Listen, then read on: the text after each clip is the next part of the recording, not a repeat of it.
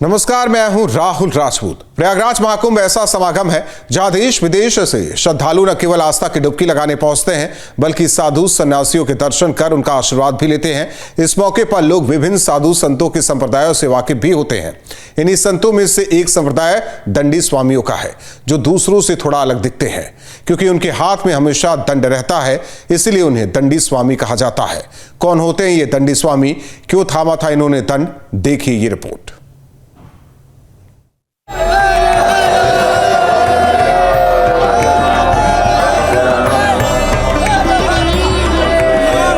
अक्सर आप साधु संतों के ऐसे जत्थे को देखते होंगे जो गेरुआ वस्त्र तो धारण किए होते हैं, लेकिन उनके हाथ में एक दंड भी होता है जिसे वो गेरुए कपड़े के खोल में लपेटे रहते हैं। यही दंड कहलाता है और इसे धारण करने वाला व्यक्ति दंडी स्वामी। प्रयागराज के महाकुंभ में सेक्टर 19 में इन दंडी स्वामियों को देखा जा सकता है, जहां इनका अखाड़ा लगा हुआ है।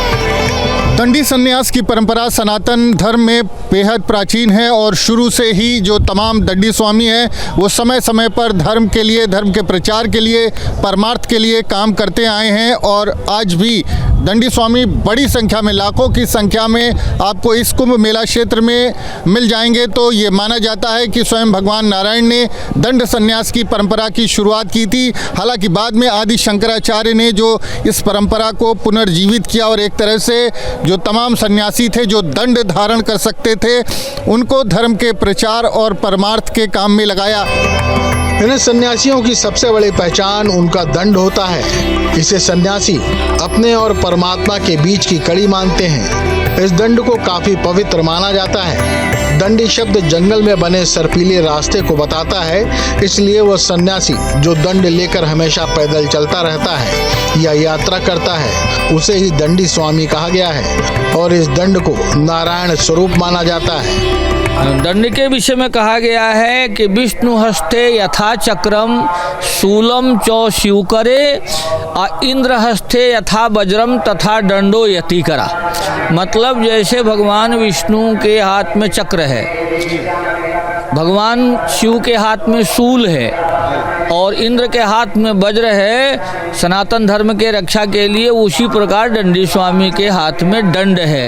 ये दंड ही नारायण का स्वरूप है। दंड के बिना मनुष्य कुछ नहीं है, दंडी स्वामी कुछ नहीं है। दंडी स्वामी तभी है जब दंड है, और दंड हमारा ब्रह्म अस्त्र है, ब्रह्म अस्त्र है। इसके द्वारा सब कुछ किया जा सकता है सनातन के लिए, इसलिए दंडी स्वामी नारायण के स्वरूप माने जाते हैं और प्रयाग के तो पूज्य हैं। इन दंडी स्वामियों को देखकर मन में ये प्रश्न जरूर उठता है कि आखिर इस परंपरा की शुरुआत किसने और क्यों की। कहा जाता है कि जब सत्यनारायण ने पहला अवतार लिया था तब उनके हाथों में दंड और कमंडल था, और द्वापर और कलयुग के संधिकाल में जब बौद्ध धर्म सनातन पर हावी होने लगा तब भगवान शंकर ने आदि शंकराचार्य के रूप में अवतार लिया था। पुनर्धर्म का स्थापना का समय आया जब द्वापर और कलयुग का समावेशी समय था, कृष्ण स्वधाम चले गए तो सनातन धर्म पर संकट आया और बौद्ध धर्म छा गया। तब भगवान शंकर ने अवतार लिया आदिगुरु शंकराचार्य के रूप में। आदिगुरु शंकराचार्य भी दंडी स्वामी थे। दंडी स्वामी थे। आदिगुरु शंकराचार्य जो शंकर जी के अवतार थे दंडी स्वामी थे, तो उन्होंने पुनर्सनातन धर्म का स्थापना किया और चारों दिशाओं में 4 मठ और शंकराचार्यों की 4 पीठें बनाई। वहाँ से दंडी स्वामियों का पुनर्प्रादुर्भाव हुआ। दंड को ये सन्यासी ढक कर चलते हैं। ऐसा माना गया है कि दंड की शुद्धता और सात्विकता इससे बरकरार रहती है। नियम है कि गाय की आवाज जितनी दूर तक जाती है उससे ज्यादा बिना दंड के दंडी स्वामी नहीं चल सकते। मनुस्मृति जैसे धर्म ग्रंथों में दंडियों के बारे में कहा गया है कि सनातन परंपरा में व्यक्ति को अपने अवस्था के अनुसार 3 आश्रमों में रहने के बाद संन्यास आश्रम ग्रहण करने का विधान है। लेकिन दंडी सन्यासी केवल ब्राह्मण ही हो सकता है। उसे भी माता पिता और पत्नी के न रहने पर ही दंडी होने की अनुमति थी।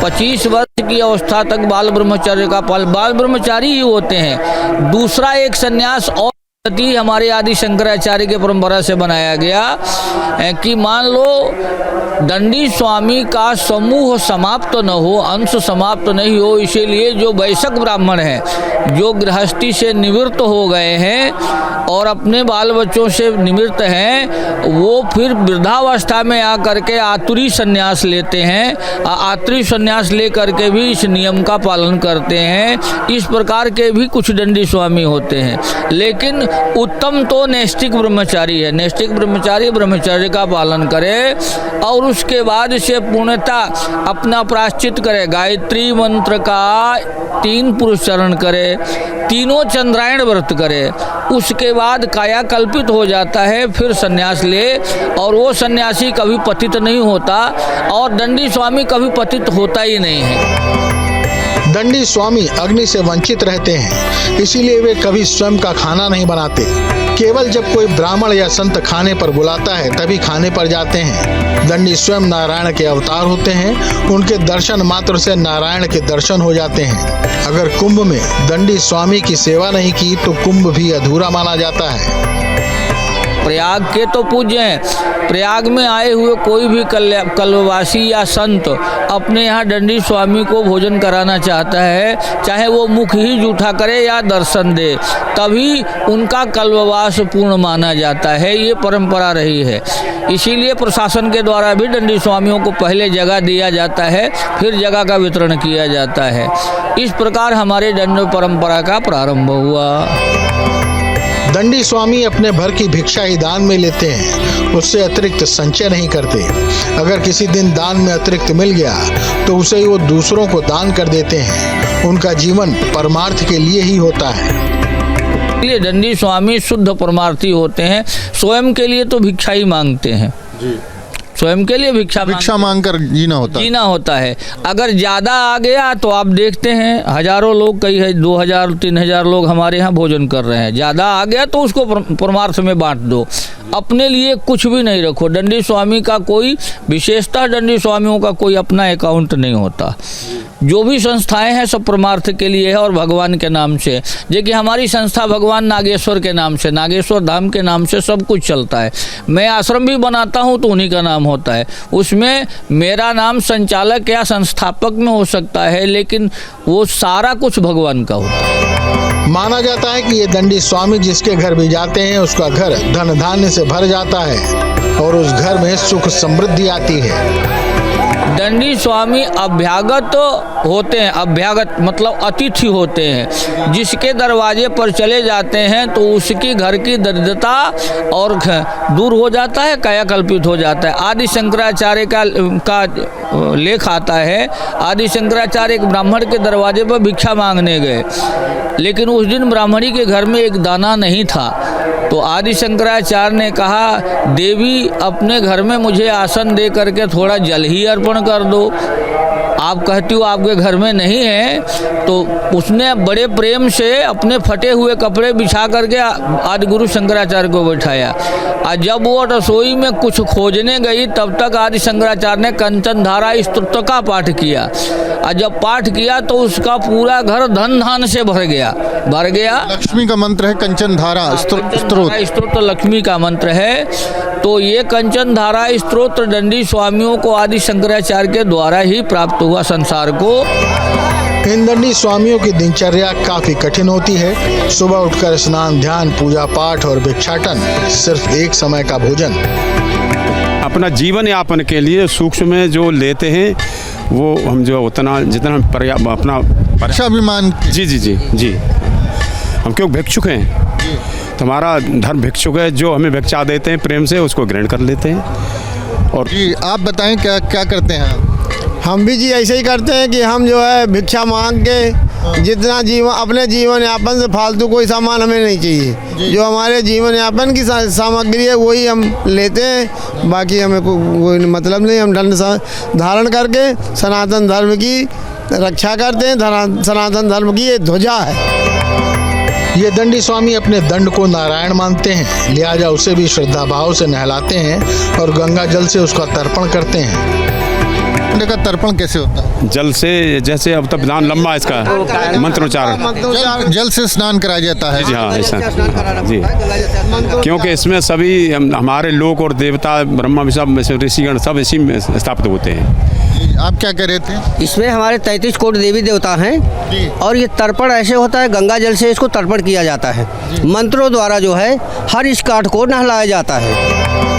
इन दंडी स्वामियों का जीवन काफी कठिन होता है। इनके अलावा कोई दूसरा इन्हें छू भी नहीं सकता। माना जाता है कि संन्यास का लक्ष्य मोक्ष ही है, यानी आध्यात्मिक मोक्ष की प्राप्ति के लिए सांसारिक मोक्ष जरूरी है। जो सन्यासी इन नियमों का पालन करते हुए 12 वर्ष बिता लेता है, फिर वो अपनी दंडी फेंककर परमहंस बन जाता है।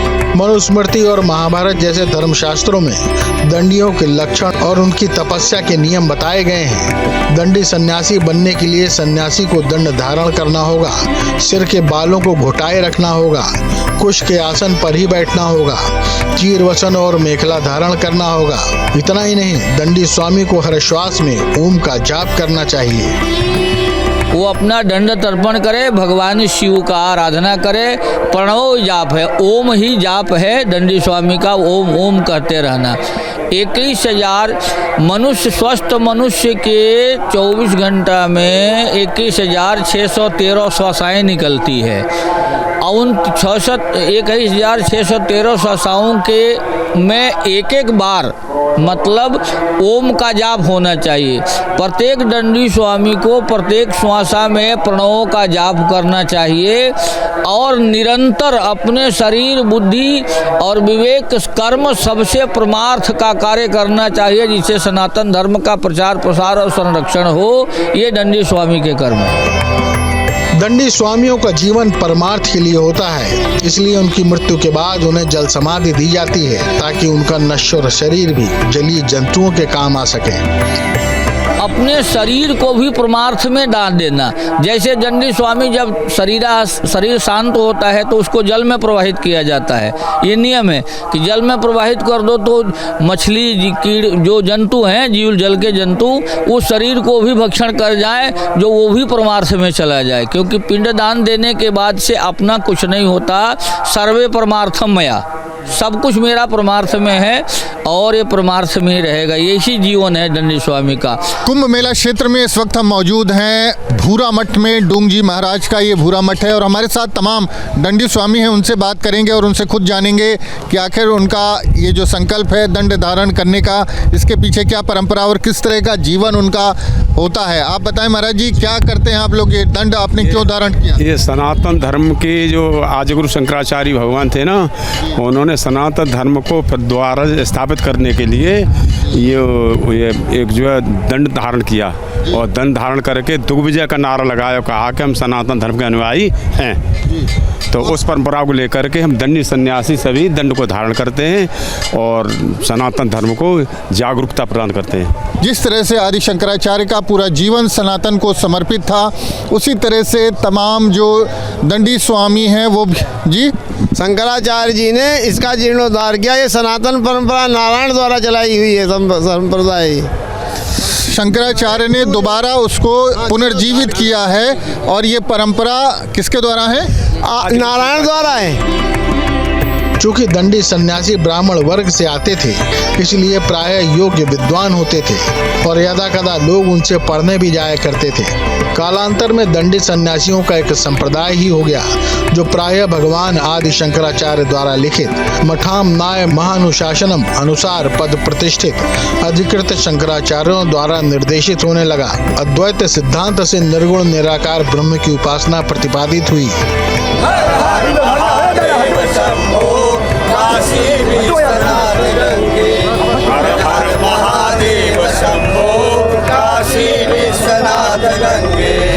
कुंभ मेला क्षेत्र में तमाम शिविरों में आपको दंडी स्वामी मिल जाएंगे, जो यहाँ पर पहुँच करके भिक्षा भी लेते हैं, भोजन और जिस चीज़ के लिए उनको बुलाया जाता है वहाँ पर पहुँचते हैं, उसको ग्रहण करते हैं, दान दक्षिणा उनको मिलती है उसको लेते हैं और उसके बाद फिर भगवान के ध्यान में, स्मरण में जुट जाते हैं। तो लाखों की संख्या में दंडी स्वामी जो है वो आपको कुंभ मेला क्षेत्र में पूरे देश भर में मिल जाएंगे और आज भी आदि शंकराचार्य द्वारा बनाई गई व्यवस्था का पालन करते हुए ये लोग दिख जाएंगे। हालांकि दंडी स्वामी को लेकर लोग उतना दंड संन्यास को लेकर लोग उतना उसकी चर्चा नहीं सुनी होगी, ना ही लोग उतना जानते हैं, लेकिन सनातन के ये एक तरह से कह सकते हैं सच्चे ध्वज धारक हैं जो हर युग में इसी तरह से दंड धारण करके सनातन के प्रचार के लिए और परमार्थ के लिए आपको जगहों जगहों पर मिल जाएंगे। प्रयागराज से वीडियो जर्नलिस्ट विजेंद्र कुमार के साथ मानवेंद्र प्रताप सिंह, न्यूज़ स्टेट, उत्तर प्रदेश।